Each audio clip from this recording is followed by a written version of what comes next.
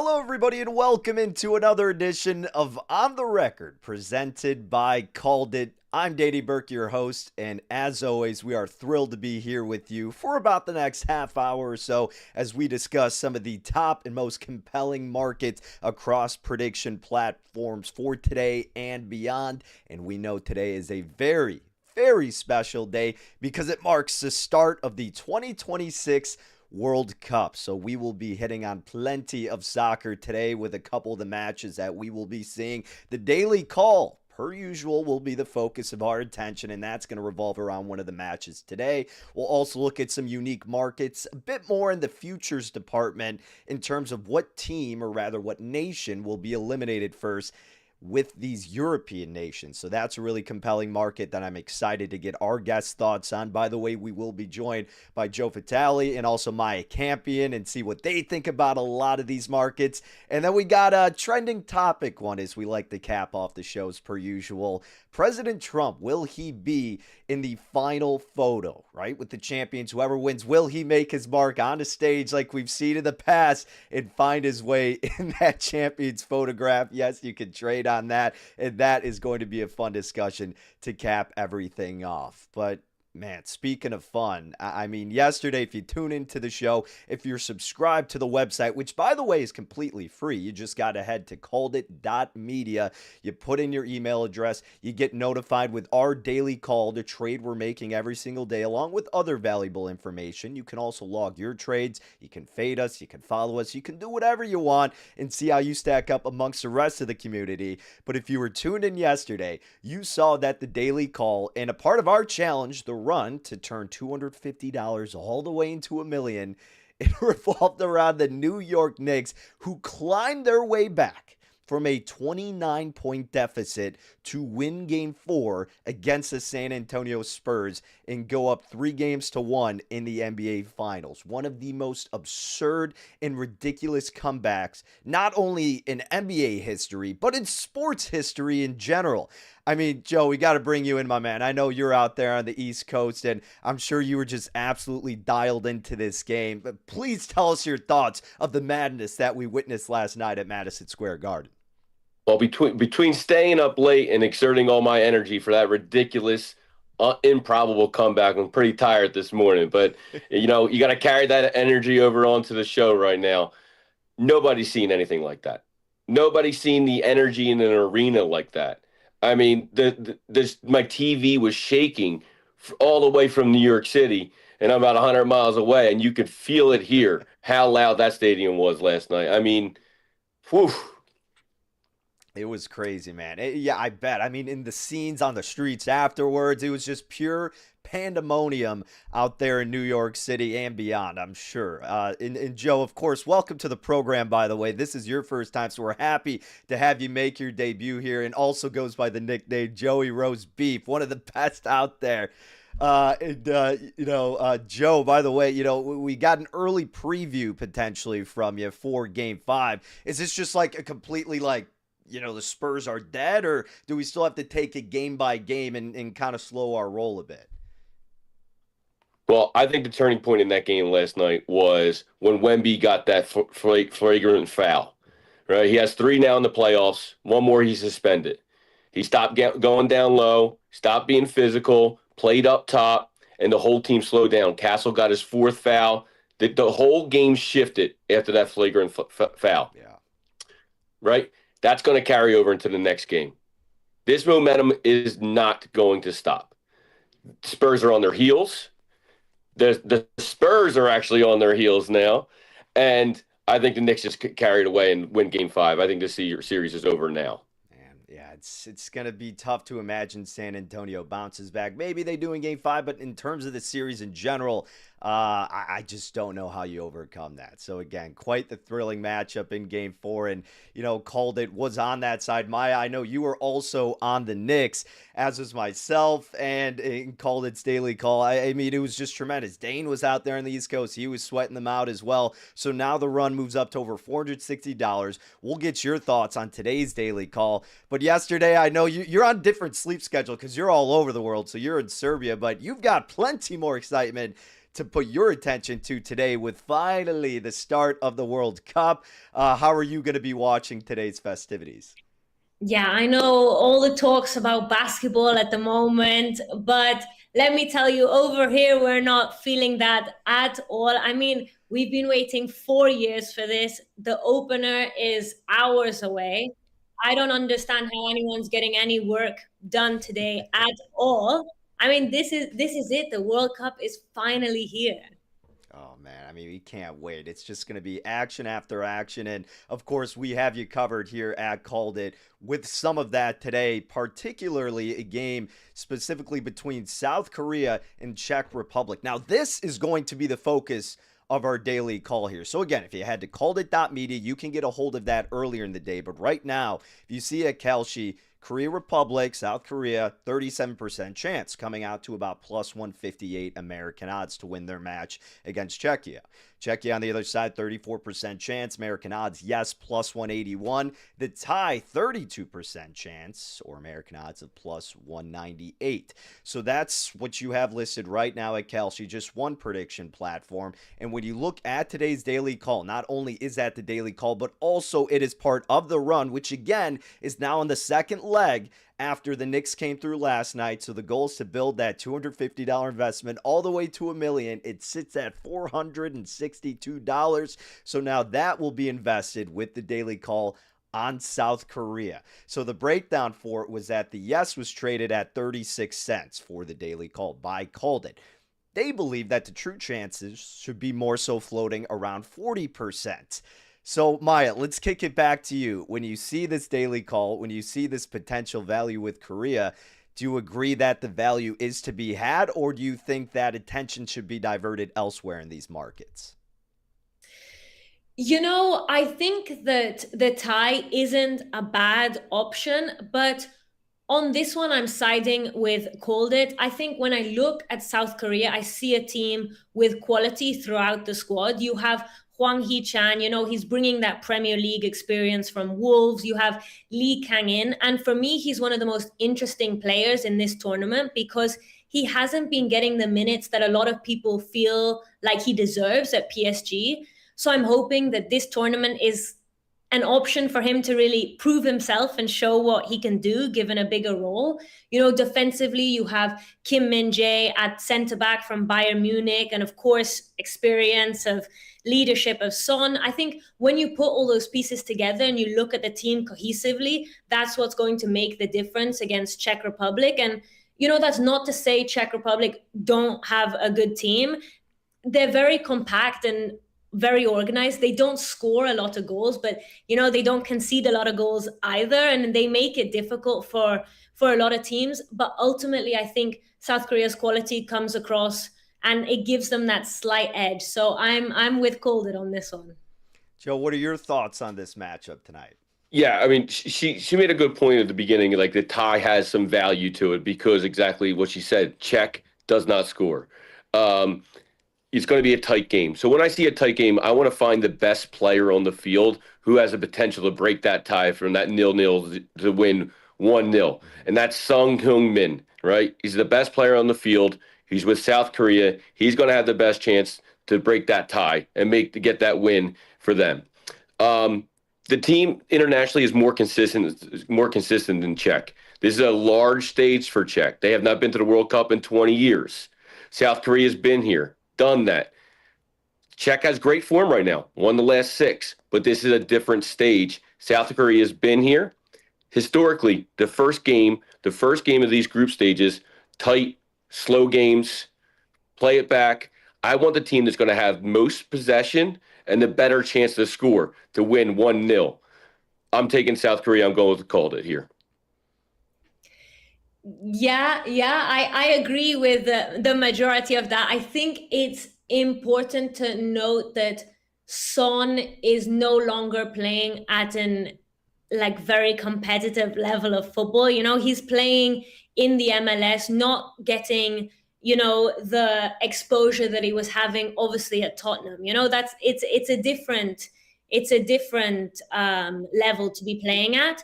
And I think that it's going to be important for South Korea to find those alternative outlets to depend on. When I look at Czech Republic, it's right in saying that I don't see that they have those alternative options that, I spoke about from Korea. So I think that's going to be a deciding factor, hopefully. But you're right. The first few games are always quite, underwhelming, I would say.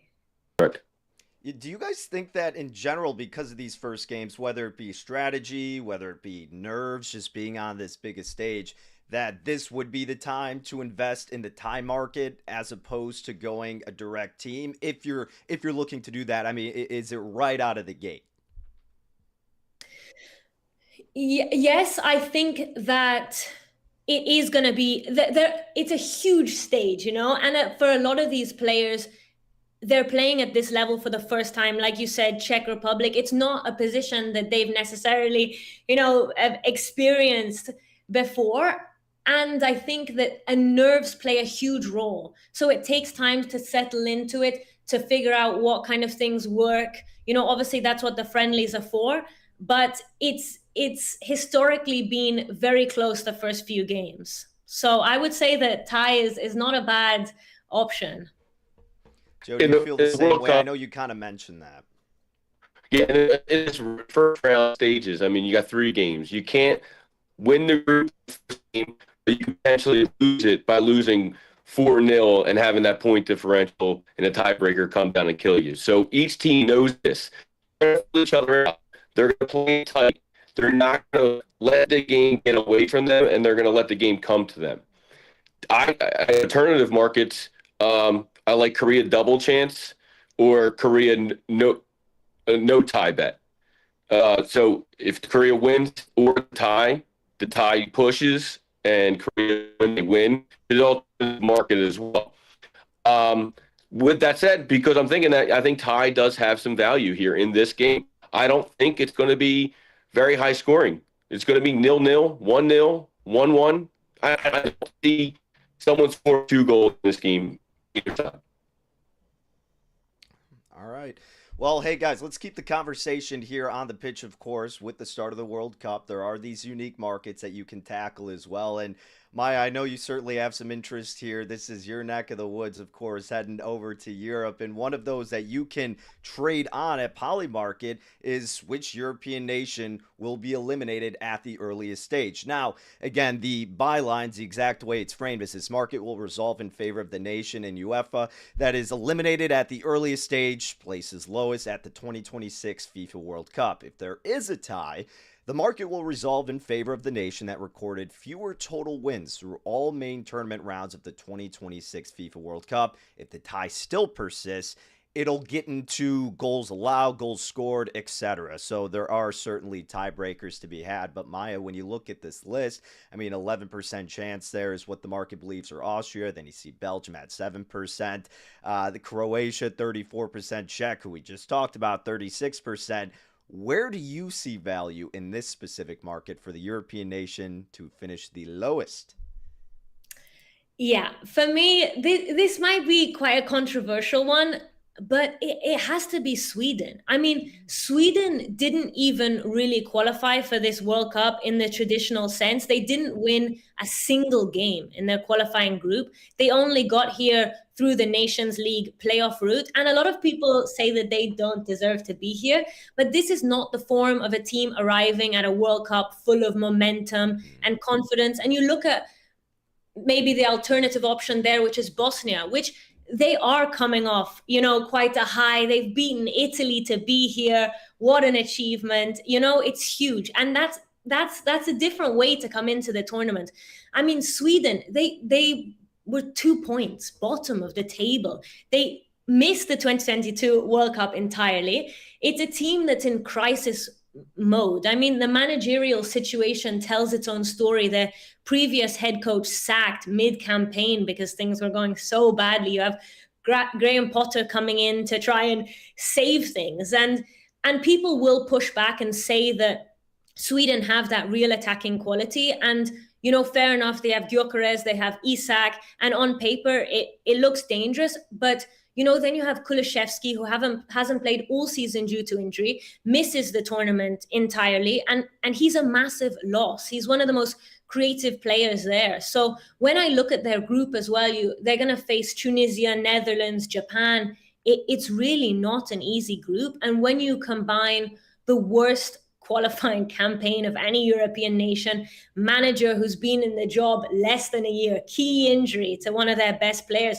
and a brutal group draw, I mean, for me, it's got to be them. They have all the odds against them. Yeah, Sweden certainly up there to the top, Joe. You look at their numbers at Polymarket, 63 cents is what you have to be trading if you do want to invest on Sweden being the lowest team. Is that a route you're taking, or do you see value elsewhere? So I am avoiding Sweden in this market completely overpriced. I see it more like 75 cents that they might be the worst team in UEFA in the World Cup. We got Bosnia, probably the clear leader, but I think they're correctly priced. I got them about 40%. They're at 36%. Not enough value there. I see value right here with Scotland being the worst team in UEFA in the World Cup. Fair value to me is around 20 to 22%. They're being traded at 14% right now. That's a large gap of value right there. They have matchup issues with pace against all three teams in their group. They are going to get boat raced by Brazil, which is going to be the determining factors. There's going to be multiple teams that go 0-3. It's going to come down to point differential. And when you have to go up against a powerhouse like Brazil and your point differentials drops that low, that will be the determining factor of why they will be the worst team in UEFA in the World Cup. I don't know, all these fans coming in. I know we were riling them up yesterday. Is there a chance that they would be the team? I mean, is the path there for just utter disappointment for this nation? Yeah, I mean, they have a low attacking ceiling. I just feel like they don't have that attack that you need to score to get that point differential up. They struggle with scoring first. They're very defensive. And I think they're going to have matchup issues across the board against these quicker, faster teams in their group. Yeah, I actually like Scotland. You know what? I like Scotland. I think that they have a decent team. McTominay, I love him, of course. I think that, they're definitely going to get points against Haiti. Morocco, potentially a draw. And with this kind of format, it's enough. It's enough to make it through. And also, we spoke about yesterday, Danny, that just the amount of crowd support that they have, don't underestimate the importance. You're talking about the atmosphere at the Knicks game. I think that it's so important for people to travel such a far distance to support their nation, and Scotland will leave everything on that field. They will die before someone says, oh, they weren't trying very hard, were they? They didn't look like they really wanted it.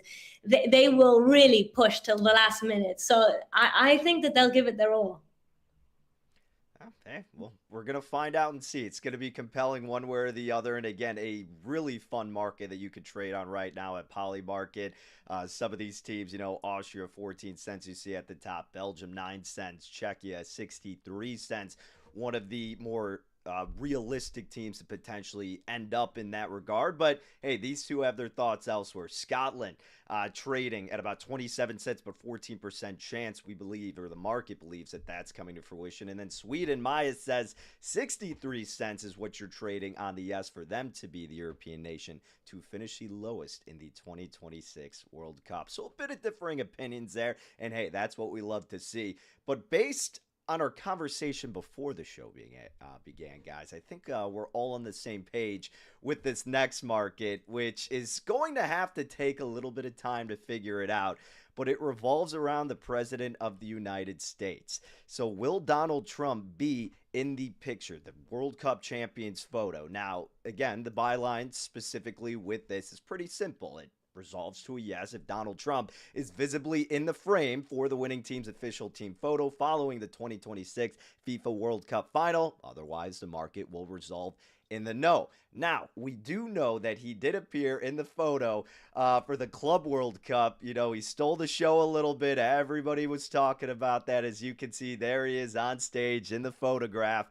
I think we're all on the same page here based on our brief discussion because, again, it's like, you know, it's in the United States, right? North America, he's going to represent. How would he not show face there in his last presidency, right? The last term here. You know, he's going to be the president, the show face in the World Cup. How could he not be, Maya? Yeah, I love this market. In my opinion, the champions moment at a World Cup is such a national historic, moment for the country and the players that I really do believe that it should belong to them. But then I look at it practically and I'm not convinced that that stops anything. We saw at the Club World Cup, like you just mentioned, he's in the celebrations, he's in the photos, he's around the trophy. Cole Palmer said afterwards, that he was a bit confused by it. And I remember thinking, like, this is such a strange mix of surprising but so on brand. And I half expect him to be subbed on for the last 5 minutes of the final, just to get his minutes on the field. But we've seen versions of this before in a broader sense. I mean, at the 2022 World Cup final, the Sheikh, the Emir of Qatar, he placed the Bisht, the Arabian cloak, on Messi before the trophy lift. And that became one of the most iconic images of the entire tournament. So we know that these ceremonies can include figures beyond just the players. And I think when you look at who we're talking about, he's going to be there. He's going to be there. Joe, I mean, again, it comes out to American odds of about plus 138, trading around 42, 43 cents. How do we not take a piece of this? You have to. You have to. Listen, I got the inside information on this. Gianni Infantino has said that President Trump will co-celebrate the champion in New York. And where's Donald Trump from? He's from New York. This is his home country, his home city, his stadium, his tournament. And how could he not make it about him? Every chance Donald Trump has it to make it about himself, he does it. This is an easy market to bet on. We're going with yes, he will be in the photo for the presentation of the World Cup. Yeah, I think it's like hosting a party in his garden and saying that he can't come. He's definitely, they're gonna have to have one person in their sole job just to keep him away from the field, and he's probably already got his route planned to make it there for the photos. So there's no question about it for me. Every time the media has a chance to say something and get Trump more in the news, Trump does it. So he's in the news more. So if we're talking about it right now, he's getting wind of this conversation. He's probably watching right now saying, you know what? I need to be there. I need to rustle some feathers. I'll be on that stage. You watch. Yeah, you'd be hard pressed to convince people to think that he's not going to try to get a little bit of that spotlight on a world stage in his home turf. So again, at Polymarket, you could trade the yes at 42 cents, coming out to about plus 138 American odds. Now, naturally, you got to wait a little bit for this investment. But hey, us three, this panel here, we believe it's a pretty good investment, regardless of how long you got to wait, barring some crazy circumstance. But one of the fun things, of course, that you can invest in when it comes to the 2026 World Cup. Guys, really quick before we conclude things here, obviously, we talked about South Korea and Czech. Did you guys have any thoughts about the Mexico and South Africa game that is going to be kicking things off? Any slight interest one way or the other? Maya, I know you'll absolutely be glued to the TV, and you were telling me you had a little bit of interest in this match. Was there anything that you were kind of flirting with investing-wise, or just purely watching? I think for me, Mexico are the clear winner of this game. But like we said, you never know what can happen in the opening matches. But Danny, we spoke about yesterday the advantages of playing in Azteca Stadium, the altitude, the weather. it's such an advantage for Mexico to be playing their home game there, not just because of the atmosphere, but because of, you know, all the things that are against you when you're playing in conditions like that you're not used to playing in. So I think that my decision would be towards Mexico. I'd have to favor them for this game.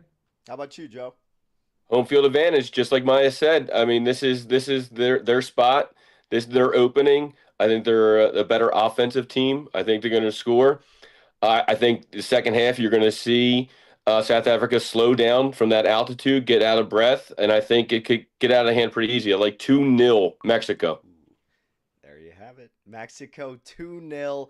That home field advantage is going to be crucial here over in North America for the 2026 World Cup. Maya Campion, Joe Vitale, ladies and gentlemen, appreciate you both hopping on and appreciate everybody tuning in to another edition of On the Record presented by CalledIt. Remember, the Daily Call is the second match of the World Cup with South Korea, and the Czech Republic. CalledIt is putting an investment in South Korea. That is right. They believe it should be trading at 40 cents, but you can get it at 36 cents. Coming out to about plus 165 American odds. So not only is that the Daily Call, but that is the second leg of our challenge called The Run, where we're looking to turn a $250 investment all the way to $1 million. The second leg of it after a miraculous Knicks win.